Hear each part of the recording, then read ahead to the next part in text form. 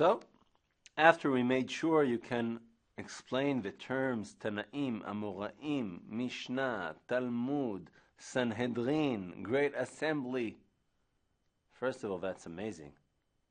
If we can all do that, we made progress. And now we are moving to the Jewish bookshelf as a whole world, into the development of Jewish culture as it continues after the times of the Talmud. We talked about the Mishnah and Talmud, and there are books that have to do with the realm of halakha, of Jewish law. Halakha is the word for Jewish law, for the Jewish commandments.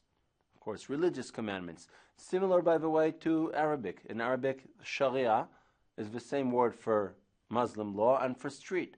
Halakha, halach is to walk, and halakha, the way we walk. The Jewish law, what we do on our daily life. So if you think about it, a lot of the Torah and almost all of the Mishnah and the main goal of the Talmud is halachic, is to come to the Jewish law so every Jew in the world will have the similar identity by doing similar behaviors. Even if he doesn't speak the language of another Jew in a different place, they have the identity of similar customs, similar identity, which are, according to Jewish tradition, the fulfillment of the divine command from Mount Sinai. We also have literature, and also that is existing in the Talmud quite a bit, of Midrash and Agadah, stories that come to fill in the gaps of also the biblical times and also later. And that is something that as tour guides we use quite a bit. We have Bible commentary, of course, also. In the Mishnah and the Talmud there's a lot of Bible commentary, but there the main issue is to come to the judgment of law. And there will be books later on that will be all about interpreting every verse of the Torah. Jewish philosophy and mysticism, also genres that will fill many bookshelves in the Jewish library. The reason I am sharing these categories is because we will be learning about quite a few rabbis, teachers, books, and when you are going to explain any of them, you will be requested to be able to categorize and to give a category in which they blend into. For example, we just said that the Mishnah is mainly a book of halakha, where Rabbi Yehuda Nasi passes on the traditions that came according to Jewish tradition from Sinai, as he collected and interviewed all the Tanaim. We will talk about Maimonides and his book of halakha and his book of Jewish philosophy. We will talk about Rabbi Yosef Karo and his book of halakha. So when you are going to learn, these categories will be helpful to explain, to talk about what characterizes a certain teacher, what did he contribute in. And when you talk about someone, you need to give the context in which he lived, which means time and space, where and when, and what did he contribute, where. Was it poetry? Was it midrash? Was it halacha? And so on. The next period we will talk about is the period of the Geonim. If you know a little Hebrew, you may know that the word Gaon in Hebrew means today genius. But Gaon in that time period, of the 8th century to the 10th century, meant he was the leader of one of the two main centers of Torah, two main yeshivot in Babylon. There were two main centers of Torah in Babylon, the yeshiva of Sura and the yeshiva of Pumbedita. Already we gained another word in Hebrew. For those who do not know, yeshiva is a place of studying Torah. And Torah is not only the 5 books of Moses, as we said, but it's also a name, a general name for Jewish religious studies. Anyways, the Gaon is the head of a yeshiva. And why is that so important, you ask? Well, it is very important. This happens to be the Muslim period. And if we want to be more specific, it will be the period of the Abbasian dynasty. And the Abbas dynasty sits in Baghdad, in Iraq. And if you remember, that is exactly where these yeshivot sit. And he recognizes the head of the yeshiva, the Gaon, as the official representation of the Jewish religion towards the government, towards the caliphate. So the Abbas dynasty recognizes the Geonim and gives them political power at that time, a political backup.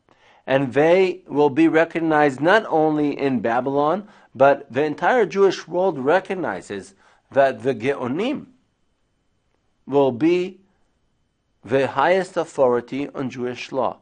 And they will be sending their judgments all over the Jewish world.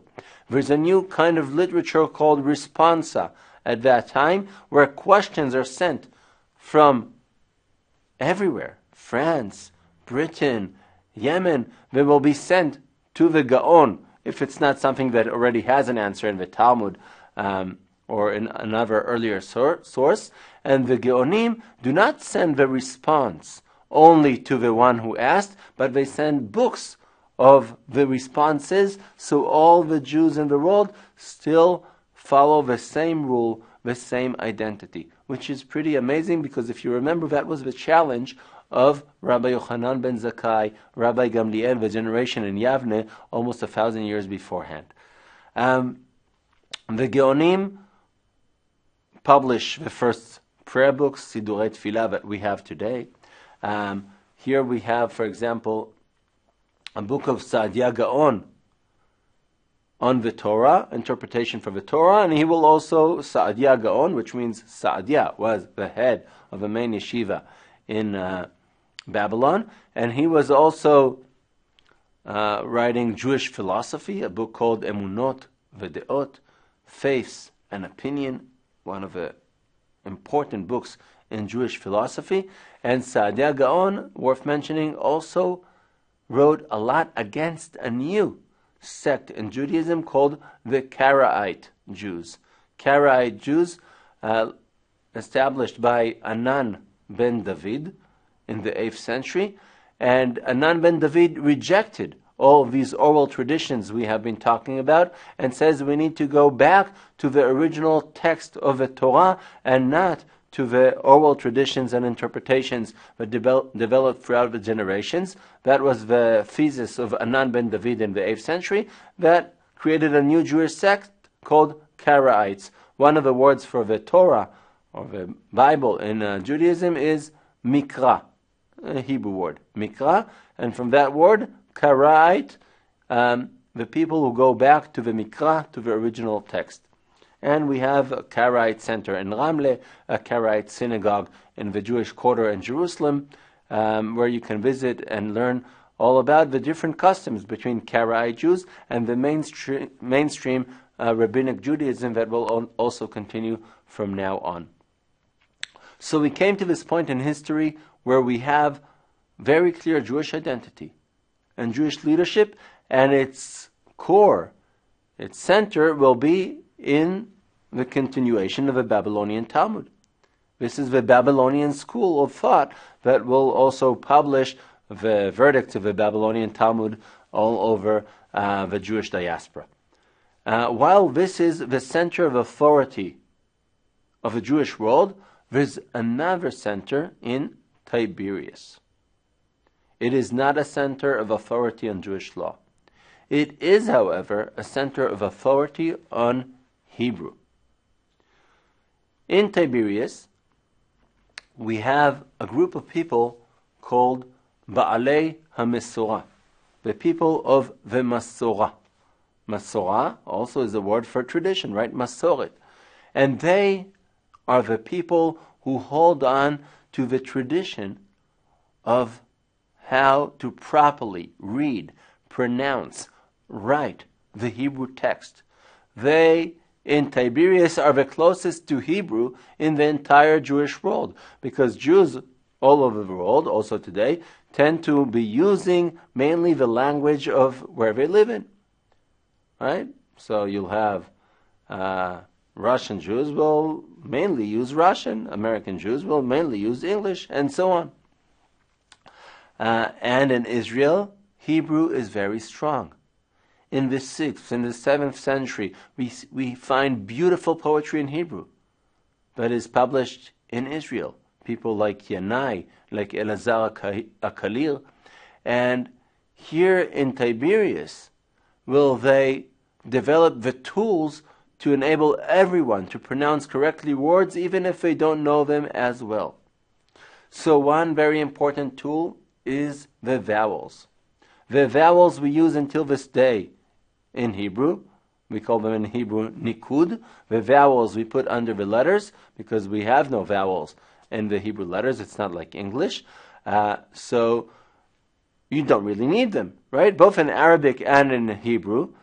If you know the language, you don't need the vowels. You just recognize the word and you pronounce it correctly because you speak the language and live it in your daily life. But if you don't, you really need the vowels. Also, when we teach in 1st and 2nd grade, we teach by using the vowels how to read every letter. But most kids forget it within a year or two because we already get used to just reading the words. But if we're not, we need these vowels, and the vowels we use until this day were developed in Tiberias by this group of scholars that is dedicated to preserving the Hebrew and passing the tradition of the accurate pronunciation and reading of a text. Another thing they add to the text is the trope. Every sentence needs to be divided in a certain way. Where do you put the comma? Where do you put the dot? It also, some words you stress in one way, some words you'll stress in another way. And the trope and the music for reading the Torah is also written down and having symbols on the text by the people of Tiberias. And most important is the proper writing of the text. The preservation of a text of a Tanakh was by the Jews of Tiberias. And in the 9th century, a man called Aharon ben Ashel writes the book that we call the Aleppo Codex. The Aleppo Codex is a full Tanakh, or was a full Tanakh. It didn't all survive, but a full Tanakh, which is the basis for the Masortic text. We call the Masortic text because of these people that were called Ba'alei HaMesorah. And the text we have as Jews of the Tanakh until this day is based on the Masortic text of the Jews of Tiberias, on the Aleppo Codex that is called in Hebrew the Crown of Aleppo, Keter Aram Tzova. Aaron ben Asher was the scholar who instructed exactly, he wasn't the scribe himself, but he was the scholar who instructed exactly where to write the vowels, how to write them, how to write the different tropes on every word. So every Jew in the world now has a guidebook to how to properly pronounce the Torah reading. To remind you, the Torah parchment, the scroll, does not have any vowels. This is a later addition. It does not have a trope on it. But when you prepare the Torah reading, you have these instructions made in Tiberias that will lead us to memorize and then properly read the text in the Torah, in the congregation, in the synagogue, and not mispronounce any of the words or sentences. That also brings us to the 3rd out of 4 holy cities in Judaism. In Jewish tradition, we have 4 holy cities in Israel. 1, Jerusalem, and we talked about why Jerusalem is holy. Test yourself. We named 6 good reasons that the Temple Mount is the holiest place for Jews. Hebron. Why? Of course, you said it. the cave of Machpelah, the grave of the patriarchs and matriarchs. And now we're adding Tiberias. Why is Tiberias important? One, the Jerusalem Talmud was written in Tiberias. Two, the Masortic text with the vowels and the trope were written in Tiberias. Also in Tiberias we have tombs, graves of many righteous people, such as Rabbi Meir Baal HaNes and Maimonides, which also add to the feeling of sanctity and holiness of a city. But these reasons are the main reasons why Tiberias will be considered a holy city in Judaism. And we have one left, but we'll wait a little while as we go even in this chapter. We came to the point in time, the 10th century, one main authority in Babylon over the Jewish world and all that has to do with Jewish law, with halakha. We talked about also what happens in parallel, in the same time, in Tiberias, and the Hebrew text that is being preserved and distributed. Later on, Maimonides will see the Aleppo Codex and say this is the most authentic text in the world. And it's important to know that for Judaism, we have a Masortic text. For Greek Orthodox, we have the Septuagint, that we talked about, the Septuaginta, the translation of the 70. And for the Latin Church, for the Catholic Church, we have a Vulgate from Jerome and Bethlehem. So these are like the main translations or preservations of a text that will serve different populations in the world. So if you ask what is the Jewish Bible, you can say also the Masortic text, the Hebrew Bible. That is like another good term to describe and differentiate the Hebrew Tanakh from other Bibles that exist in the world. We will move on from this point in history where there is one center to a split between different centers in the Jewish world. In the 10th century, also the empire of the Abbasi Caliphate will come down. It will be conquered, and you will learn about that in history. Also, the power of the Gaon comes down. Baghdad is no longer the center of the world, and we will have local centers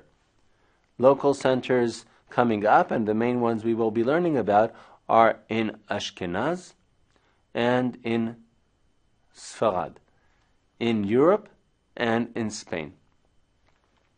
We will start with Ashkenaz. Ashkenaz is the name of an area around the Rhine River, which is also today a border between Germany, France, Austria, Switzerland, the Rhine River. And on the Rhine River there were Jewish communities. And over there, in these Jewish communities, which were on the trade route of the Roman Empire, so these are pretty old Jewish communities that have been there since the Roman exile. And over there the communities grow, and there'll be a local center. In the 10th century already, there's a rabbi called Rabbi Gershom, and he makes laws over there in the area of Germany that will be looked at as a center of authority. For example, he will make a new ruling that a man cannot have more than one wife. So from now on, since he is called the light of the exile by the people who live by him, the Gaon no longer has power on them, but they have their local rabbi. So Jews in Morocco can have 2 or 3 wives, and Jews in Germany cannot. So things start to be different between the different diasporas once you have local centers. And we will find that in customs of Passover and others, differences that will develop between Ashkenazi, European Jews, and Jews that will be influenced by Spain to begin with, and we will see also later on, by the surrounding Muslim countries. Rabbi Gershom had a very important student that is important to mention, and his name is Rashi. Rashi is an acronym for Rabbi Shlomo Yitzchaki. He lived in France, but studied and taught in Germany in the same yeshiva of Rabbi Gershom. And Rashi is the most important figure in Bible commentary. We mentioned that as a genre, as a category in the Jewish bookshelf, most religious homes will have in their home what we call Mikraot Gdolot. This book you see here, you have in big letters the text, and then in small letters all the different commentaries that were written by the rabbis throughout the ages. Commentaries, also translations to Aramaic, which was the common language for a big section of Jewish history.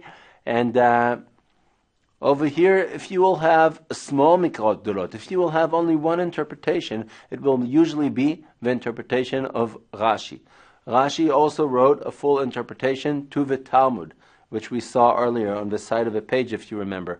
So Rashi's contribution to Jewish culture, you could say, is mainly Bible commentary and the commentary to the Talmud.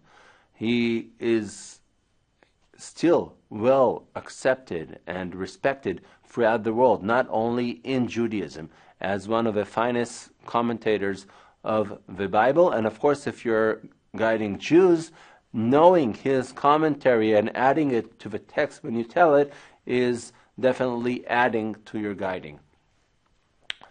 Rashi, if we talk about his time, his life,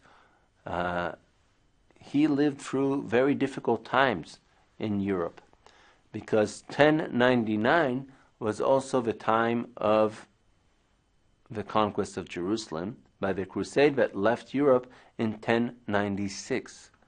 So the last 9 years of Rashi were under horrible times for Jews living in Europe, and Rashi writes about it quite a bit himself. And it's important to know, if we're talking about the story of the diaspora, the crusades led by knights, kings, and massacring communities on the way were a horrible trauma for the Jewish people. And many Jewish communities were massacred, many had to flee, and many fled from West Europe to East Europe at this time. And this is a process that will continue going on. So while we had an Ashkenazi center, and Ashkenaz was the name of that region between Germany and France, but from now on, Ashkenaz will be a term describing Jews living in Christian countries, but mainly in the Christian Orthodox countries, which were not part of the Crusades. And that center in East Europe, where Jews will find refuge already from the Crusades, will grow and grow until that will be the largest center of Jewish demography. The majority of Jews will be living around Poland, Ukraine, East Europe. And we will be coming back to East Europe as we come to the 18th century later on in the next chapter that will be about modern times. With that, we leave Rashi and we leave Ashkenaz. And we will be moving to the other center. Again, coming back to the 10th century, Spain.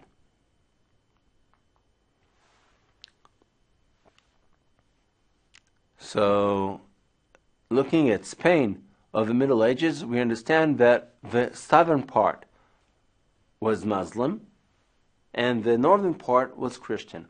Of course, the border moves according to power. And the Umayyad Caliphate, which we know so well from here, the same caliphate that built the Dome of the Rock and the Al-Aqsa Mosque, and that we find in the fantastic palaces in the Sea of Galilee, Ashdod, and of course the most beautiful one, Jericho. All the art you see on the screen here is from Jericho. And you understand this is a very special Muslim dynasty that definitely left a mark here in Israel. And they lose. Of the year 749 to 750, they lose here. They lose their capital in Syria, and they are defeated by the Abbas dynasty that we mentioned earlier. And they have to move all the way to Spain, and they establish the caliphate in Spain in the 8th century in Granada, in southern Spain. And with them, many Jews come, because the Jews and the Umayyad Caliphate were in very good relationships, even when they were here and also later on in Spain. And until the 11th century, in Spain, there will be a more liberal form of Islam. Not only Umayyad, the Umayyad Caliphate will not last all the time, but more liberal ways than what you would find elsewhere in the Muslim world. And once the Abbas Caliphate will come down in the 10th century, the Jewish congregation in Spain will become a center of its own. The Jewish people there came to stations of power, of influence, and under that power also cultural thriving was very much possible.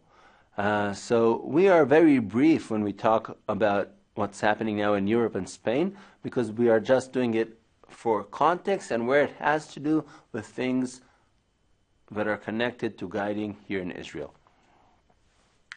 So we'll mention a few of the main rabbis living in Spain. Rabbi Yehuda Halevi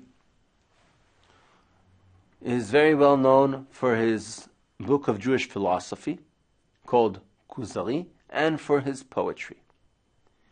In both of which, both in the book of philosophy and in his poetry, he expressed the longing of the Jewish people to come back to the land of Israel.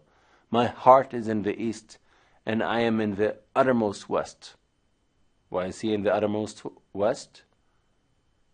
Because America was not discovered yet, of course, so he is in the end of the world as far as he knows. How can I find savor in food? How shall it be sweet to me? Libi b'mizrach ve'anochi b'sof ma'arav. In the philosophy book that he writes about a kingdom called Kuzari, which converted, he explains the logic and the philosophy of Judaism, in which, although he explains everything beautifully, there's one thing he says cannot be explained. How do the Jewish people not do everything in their power to come back to Israel? Coming back to lines we read, my heart is in the east, though in the west I live. The sweet of human life no happiness can give. Religious duties fail to lift my soul on high. Neither Edom, Zion, נפסיק במילים on high. מההתחלה, השקופית הזאת. My heart is in the east, though in the west I live. The sweet of human life no happiness can give. Religious duties fail to lift my soul on high. And so on, Rabbi Yehuda Halevi, in his writings, the philosophy, poetry, expresses this longing that expresses also so much of Jewish prayer and culture in exile for the last 2,000 years. And Rabbi Yehuda Halevi did not find satisfaction in words only, but he also left the golden age of Spain and came to Israel in a very difficult time, in the time of the Crusaders, and only after arriving in Israel he passed away. So that is a story that reflects the longing to Zion, which did take a big part in Jewish life, in Jewish dreams, no matter where Jews lived: Yemen, Ethiopia, Spain, France, Germany. If we had to choose only one person from the golden age of Spain, a golden age of Jewish flourishing that began in the 10th century BCE and went all the way to 1492, almost 600 years, the most famous rabbi is Maimonides, Rambam, Rabbi Moses, son of Maimon. And he wrote two main books that we should really remember, The Guide for the Perplexed and Mishneh Torah. The Guide for the Perplexed is a book of Jewish philosophy, which is very difficult and was not very well accepted in many Jewish communities. And it is a book of critical thinking, a very rational book. And that book really categorized a lot of Aristotelian philosophy. Mishneh Torah is a book that categorized Jewish law and divides it in 14 sections, 14 books, giving only the bottom lines from the Talmud, Mishnah, and many other books that we did not mention.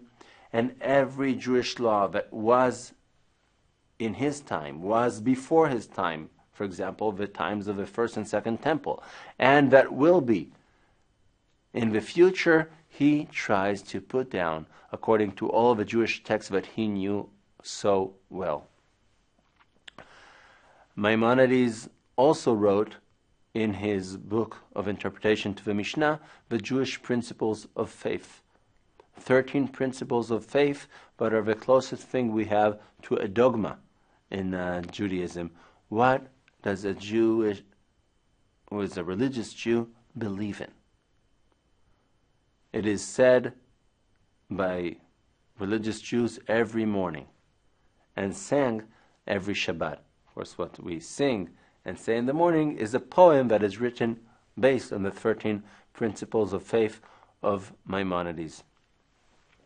Maimonides was born in Spain, but had to leave with his family to Morocco and then to the east.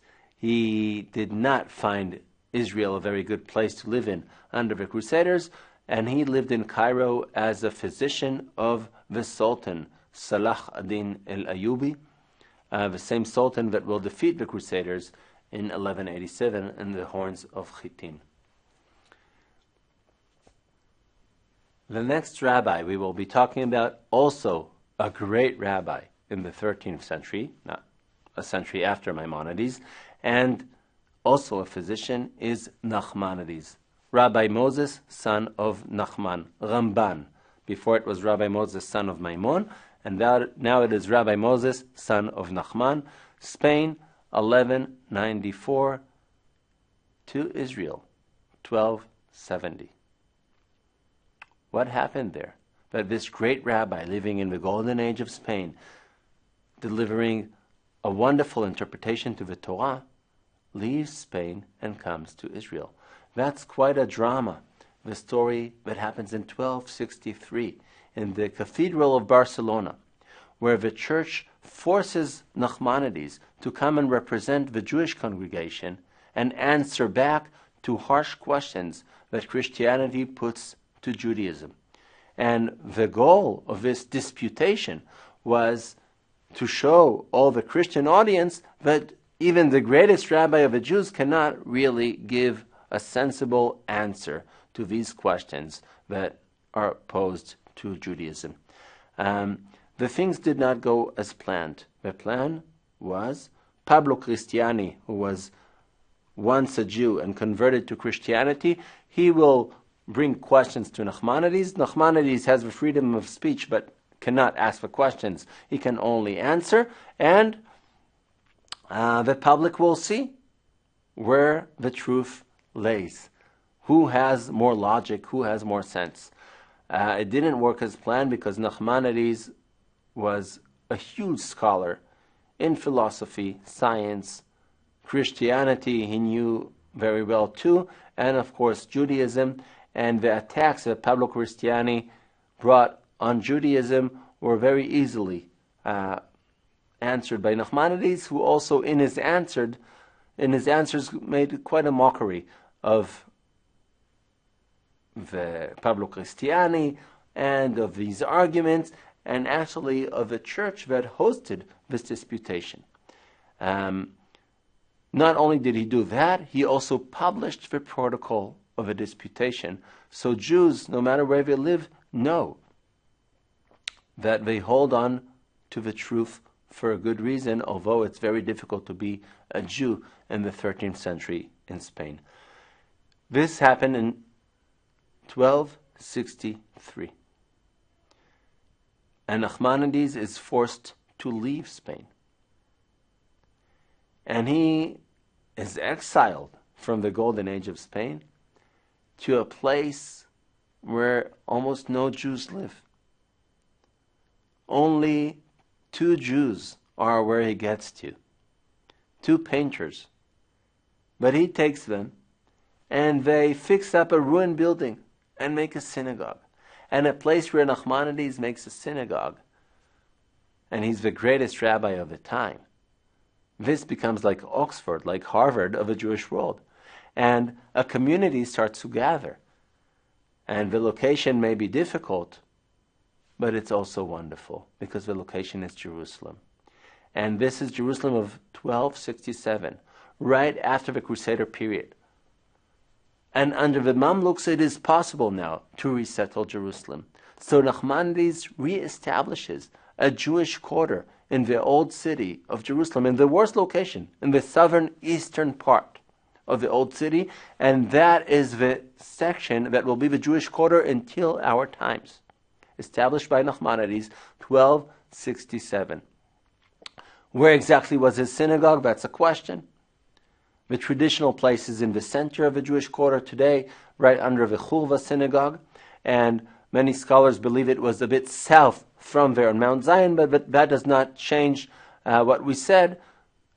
The southern eastern part of the old city, where the Jewish quarter is until today, with one break of 19 years between 48 and 67, was established by Nachmanides at 1267 at the beginning of the Mamluk times. The Mamluks allowed them to build this community, to settle in the old city. They did not allow them to go on the Temple Mount. The closest place they could come and pray next to the Temple Mount, coming from the Jewish quarter, was this alley, which was not altogether built on the wall. And that will be the Western Wall, that will become the main kind of synagogue, place of prayer next to the Temple Mount for the last 700 years. And that will become the icon of where you can come and pray when you come to see Jerusalem. And so many people dreaming of it, praying there, made that retaining wall of the Temple Mount very significant to Jewish religion and to Jewish nationality. So that is also something that is from that time period, from 700 years ago, the beginning of Mamluk times, and the re-erection of a Jewish quarter in Jerusalem after the Crusaders really killed the Jews that were in Jerusalem in 1099. More about the Jewish presence or non-presence during the Crusader period, I will allow the history class to fill in. One more topic we will talk about in the context of Spain of the 13th century will be the topic of mysticism. Mysticism, and when we talk about Jewish mysticism, we can call it Kabbalah. Kabbalah is just another word for Jewish mysticism. We used earlier the word Masoret, Masorah. Masoret, limsor in Hebrew, to pass on. Kabbalah, just like a receipt that you get in the supermarket, Kabbalah means to receive. Unlike Masoret, tradition that you pass on to as many people as possible, Kabbalah, Jewish mysticism, was received by very few individuals in every generation. It is considered a secret and not open to all, at least in ancient history. It is considered dangerous. For example, the Jerusalem Talmud tells us about 4 men who entered the Pardes, the orchard, heavenly garden. And they were Ben Azai, Ben Zoma, Elisha, son of Avuya, and Rabbi Akiva. Ben Azai gazed at the divinity and died. Ben Zoma gazed and went mad. Elisha became a heretic, and only Rabbi Akiva entered in peace and departed in peace. Pardes, this orchard, will later on also become interpreted as an acronym for the simple level, pshat, the hints, the midrash, and the secret. The samech, the secret, is the world of Kabbalah, of Jewish mysticism. And the main book in Jewish mysticism is the Zohar.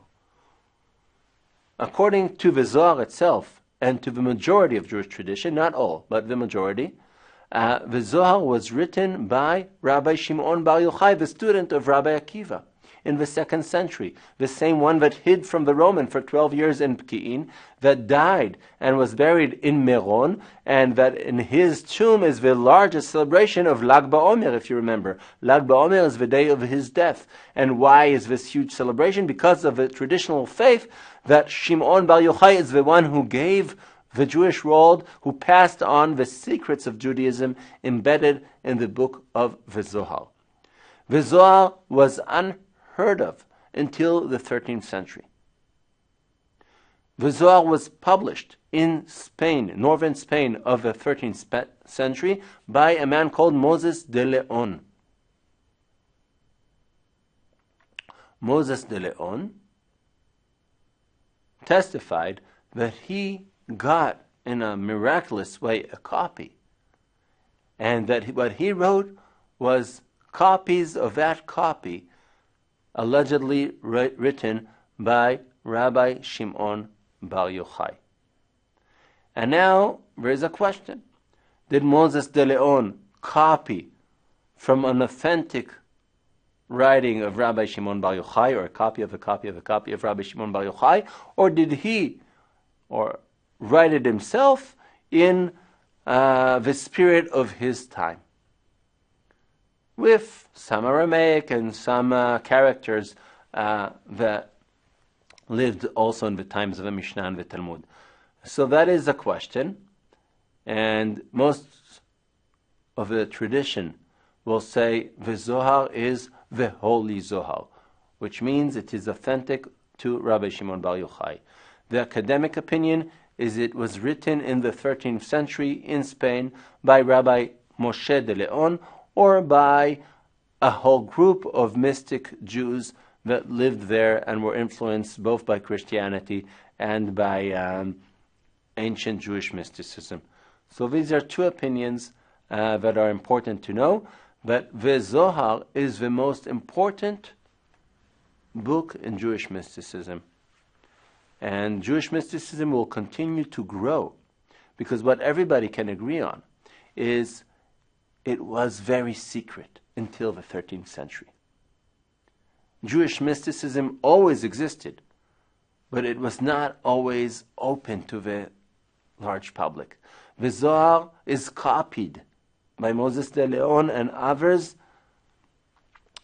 and it will be sent all over the Jewish world. Of course, not everybody can read it. It's codified. You need to be a scholar in order to understand it, but mysticism starts to spread out in the 13th century, and it will grow and grow until today. And we will follow it also as we continue after the expulsion of the Jews of Spain. In the 15th century, marriage between two Christian kingdoms, the Kingdom of Castile and the Kingdom of Aragon, Isabella and Ferdinand, that is a unification of kingdoms that will increase their power greatly, especially because of the relationship that this couple created with the Pope. And they will, for the first time in history, have a national inquisition. The Inquisition was a church institute already made in the 13th century, but they will make it a national institute. And they will enforce Christianity, and also as part of that process of making themselves the messengers of the Pope in a very strong alliance that will give him a lot of power to, they will decide to expel the Jews of Spain. The expulsion of the Jews of Spain, after they conquer all of Spain, and later on they will also have an alliance with Portugal 5 years after, but January 1492, they conquer Granada. They conquer the last Muslim space remaining in Spain, and then a few months later they sign the edict to expel all the Jews from Spain unless they want to convert to Christianity. Many did. Many Jews also pretended to convert to Christianity in order to save their basic livelihood and to continue to keep their homes. And it depends where you read, but Abarbanel, which was one of the main rabbis who left Spain, and he was also an advisor to this king and queen because he was an amazing scholar, politician. He understood a lot about economy, and he writes about 300,000 Jews that choose to leave Spain in order to keep their Jewish identity. And they left everywhere. This was like the Big Bang in the Jewish world, because now you will find Spanish communities all over the world. In Europe, East Europe, Portugal, they won't be able to stay longer because that will be kind of the same rule 5 years after with the alliance. But later on, also in the 16th century, there's a new empire, the Ottoman Empire, and a lot of Jews will come to the Ottoman Empire and Italy and many other places. In the Ottoman Empire, there's also a window of opportunity. Because the Ottoman Empire includes Israel. And the Ottoman Empire is very happy to accept these Jews that are seeking a new home. They will not allow them to join the Jewish quarter in Jerusalem, but they will allow them to come to Tzfat.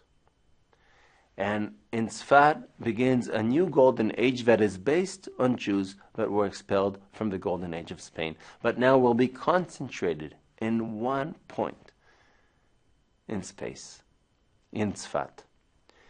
And Tzfat, of course, is a very important city on the Jewish tour program, and we have their foundations for a lot of what Judaism is until today.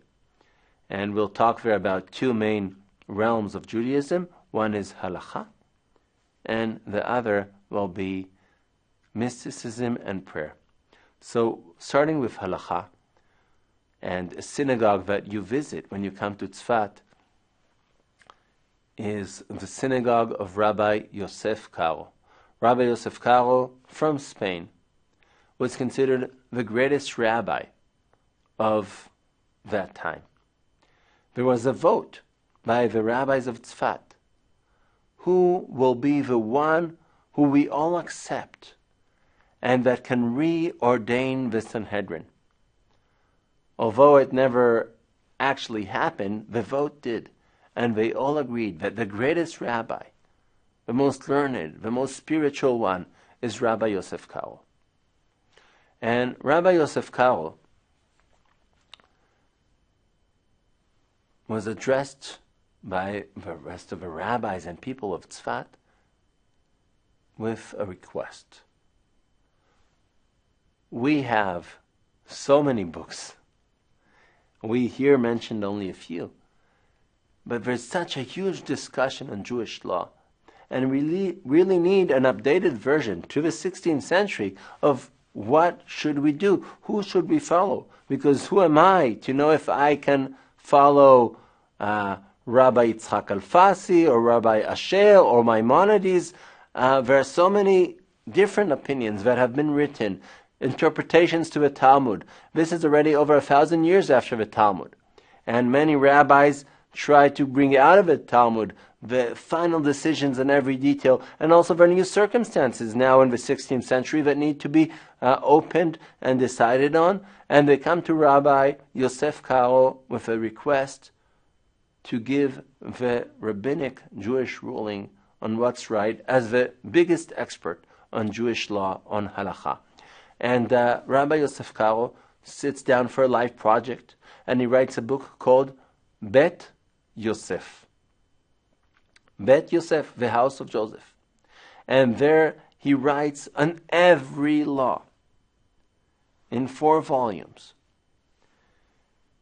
Exactly what the Jerusalem Talmud says, what the Mishnah says, what the Babylonian Talmud says, what the Maimonides says, what Rabbi Asher says, what Rabbi Yitzhak Alfasi, the whole discussion and what he thinks and what he finds that is in favor of every opinion and why he decides to make the following decision, which is an amazing book. But it's not really good enough for everybody. Or maybe it's too good. Because many people don't have the time and energy to go through the whole discussion of how to come to every decision. We trust you, Rabbi Yosef Karo. Can you please give us just the bottom lines? Whoever has the time would love to learn Bet Yosef, but there are many people who can't. So Rabbi Yosef Karo sits down and writes another book called Shulchan Aruch. A set table. All you need to do is to come and eat. It's all ready for you. All the bottom lines of Jewish law that is relevant and updated to the 16th century. And that is the last book to be written and accepted by the entire Jewish world. Orthodox rabbis today still follow Shulchan Aruch. It is also a source of authority to conservative rabbis. We'll talk about Orthodox, conservative, and Reform even in the next chapter. But just to say, nobody ignores the Shulchan Aruch. And a rabbi that is ordained to be an Orthodox rabbi today, his test is Shulchan Aruch. That's what you need to know. All the rest is interpretations. Everything that will be written later will be either a summary or interpretation of parts of the Shulchan Aruch. Nobody disagrees with Rabbi Yosef Karo in the Orthodox world until this day. The bottom line of Jewish halakha. Therefore, very, very important. When you visit the synagogue of Rabbi Yosef Karo, you can give this whole story of the journey of the Jewish bookshelf, of the halakha and its development, Tanakh, Mishnah, Talmud, Maimonides, and then come to Shulchan Aruch as the most updated version that we use until this day in Jewish law. You can also talk about the different Jewish denominations that we will learn about, that all have a very interesting perspective of the Shulchan Aruch. Nobody ignores it. And the way you address the Shulchan Aruch in many ways defines who you are as a Jew. What is your perspective on halakha and the modern world? So Rabbi Joseph Karo, the Shulchan Aruch, in the same time period, the same need was also in Europe. And in Poland, students of Rabbi Moses Isserlich come to him and ask him to create this codified Jewish law that will be updated and will tell exactly who to follow, when you follow Maimonides, when you do not, in the 16th century. And Rabbi Moshe Isserlich sat for a life project and wrote. And then he got a copy of the Shulchan Aruch. And when he saw this in Poland, he said, whoever wrote this book, I never met him, but he's far greater than me. And I will not publish my book because the whole goal of the book is to have unity. And if I publish it, I'm counterproductive. And he has a lot of pressure from his students to publish what he wrote because they know him, they don't know Rabbi Yosef Karo, and he agrees only on one condition. He will not publish his writings. He will not publish his halachic rulings. He will take the book of Shulchan Aruch and add on it only a few kind of footnotes of where Ashkenazi custom is different. He does not see himself worthy of arguing with Rabbi Yosef Karo, but he can add where there is a difference in custom between Ashkenazi and Sephardi Jews. So he adds the addition that we call Hamapa, the tablecloth, to the set table that Shulchan Aruch is. So what you can find today, you will not find a separate book of Rabbi Moshe Isserlich, but you will find the Shulchan Aruch, and on the Shulchan Aruch, on the bottom, below the main text of Rabbi Yosef Karo, also an addition of Rabbi Moshe Isserlich, the tablecloth, the mapa, where he will comment where Ashkenazi Jews do things differently because of custom and not because of argument with Rabbi Yosef Karo. So there's one book of Jewish law for the entire Jewish world from the 16th century that is still valid today, which is pretty amazing. So that is in the context of Jewish law, of halacha, and we said the first figure we need to remember from Tzfat, Rabbi Yosef Karo. There will be three altogether people that we will talk about in this golden age of Tzfat. The next one is the Ari, Rabbi Isaac Luria.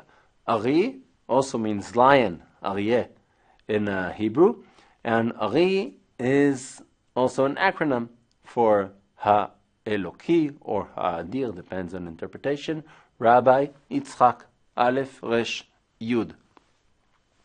Rabbi Isaac Luria. If we said earlier that the Zohar is the main book in Jewish mysticism, after the Zohar, the next level, the next stage of Jewish mysticism is the Ari. The writings of the Ari actually did not write, but his student, Rabbi Chaim Vital, wrote from his memory what his teacher taught him. And the writings of the Ari, in addition to the Zohar, are the base of Jewish mysticism. The Ari, who was born in the Jewish quarter in Jerusalem, learned in Egypt and spent the last 2 years of his life in Tzfat, affected the Jewish world greatly until today. It's a little hard to explain his additions to Jewish mysticism, since we did not talk here a lot about mysticism and define it, and about what the Zohar actually talks about. But if mysticism has a more scholarly aspect in the Zohar, where you try to understand the metaphysics, the worlds beyond our world, and learn about them, and learn about their reflection in this world, it's mainly a learning experience. And Rabbi Isaac Luria takes this learning, kind of academic experience, very spiritual, but it's all about understanding the world, and he asks the question, how do I take this understanding to fix this world? This broken world. And to remind you, the historical context is right after the expulsion of Jews of Spain. Jews are wandering homeless around the world, and Rabbi Isaac Luria says, we have these secrets, and these secrets are power, the secrets of the Zohar, that we can use in order to make this world a better place, to fix it. The word for fixing in Hebrew, tikkun. If you properly, accurately apply the recipe given in the Torah and in the secret meanings of the Torah and Jewish mysticism, you can really make this world a better place. You can make salvation come much faster. So he will go into great detail of observing every mitzvah, every commandment, not only to the finest details, but also with all the mystic intentions that are in the specific prayer or commandment according to the Zohar. And that is called kavanah. Kavanah means intention. Intention can be interpreted in many ways. The Ari really goes into understanding the intention, the mystic intention of every commandment, of every prayer, applying it, and in believing that if you really, thoroughly do things right, this whole universe and world will be fixed, will be better. And they also, with this connection to spirituality, would go out to the field, under the town, overlooking Mount Meron, and would receive together the Shabbat. In psalms out of the book of Psalms, in songs that they made, And that is the prayer called Kabbalat Shabbat, that they made in Tzfat in the 16th century, and that every Jew that is somewhat connected to tradition knows. So coming to the place where it was created, because where that field was, the field was called Chakal Tapuchin Kadishim. It's also a term from the Zohar, which means the holy field of apple trees. Chakal Tapuchin Kadishin. And it's one of the only places where I would say it's more meaningful to stand outside the synagogue than in the synagogue itself, because the synagogue, with a beautiful ark, with a lion and a man face representing Rabbi Yitzchak Luria, the synagogue was built after. When they came to receive the Shabbat, they came outdoor, in front of nature, in front of Mount Meron. And there they sang the songs and created what is until this day the most popular prayer in the Jewish week, Kabbalat Shabbat. And the most famous song in Kabbalat Shabbat is actually not one of the songs from the book of Psalms, but a poem written by one of the students of Rabbi Yitzchak Luria, Rabbi Shlomo Alkabetz. And Rabbi Shlomo Alkabetz wrote a song called Lecha Dodi. And for, again, a song that every Jew that goes to synagogue every once in a while knows, and to understand this song and how it connects to that place is very meaningful for a Jewish tourist. And maybe just to give a few words about it, it's a song that gives the name of the author in the acronym of the beginning of every part. That's, for example, the first part of the song, Lecha Dodi Likrat Kala Penei Shabbat Nekabela, is Shamor V'Zachor V'Dibur Echad, starts with a Shin, which is the beginning of the word Shlomo, and then Likrat Shabbat starts with a Lamed, and so on. So you have in the acronym the name of the author, and every verse there has a mystic meaning and a biblical reference to Jerusalem and salvation. And a very interesting custom that we have in that song, in the last verse, everybody gets up and faces, usually the entrance of a synagogue. But that comes probably from that place, from Chakal Tapuchin Kadishin, where everybody faced Jerusalem. And in the last verse, welcoming Shabbat, the bride to come in and join us, they faced sunset.